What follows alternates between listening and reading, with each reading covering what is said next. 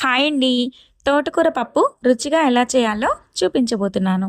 ముందుగా ఒక కుక్కర్‌లో క్లీన్ చేసుకున్న ఒక గ్లాస్ కందిపప్పు, 2 గ్లాసుల వాటర్, అలాగే ఒక కట్ట శుభ్రంగా క్లీన్ చేసుకున్న తోటకూర వేసి, అందులోనే 3 టమాటా ముక్కలు, మీ కారానికి తగినట్టుగా పచ్చిమిర్చి, కొద్దిగా చింతపండు, కొద్దిగా పసుపు, 1 స్పూన్ ఉప్పు, 2 వెల్లుల్లి రెమ్మలు, కరివేపాకు వేసి మూత పెట్టి 3 విజిల్స్ రానివ్వాలి. ఇప్పుడు దీనిని పప్పుగుత్తితో మెత్తగా మెదుపుకొని తాలింపు కోసం స్టవ్ పైన పాన్ పెట్టి 2 స్పూన్ల ఆయిల్ వేసి కాగాక తాలింపు గింజలు, కరివేపాకు, వెల్లుల్లి, ఎండుమిర్చి, ఇంగువ కూడా వేసి వేగాక ఇందులోనే ఉల్లిపాయ ముక్కలు కూడా వేసి తాలింపు అంతా కూడా దోరగా వేయించుకోవాలి.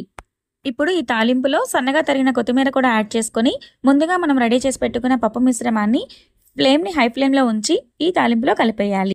అంతేనండి, ఎంతో కమ్మగా ఉండే తోటకూర పప్పు రెడీ అయిపోతుంది. ఇది రైస్‌లో కానీ, చపాతీలో కానీ చాలా బావుంటుంది. నచ్చితే ఒకసారి ట్రై చేసి మీకెలా కుదిరిందో కామెంట్ చేయడం మర్చిపోవద్దు. Thank you.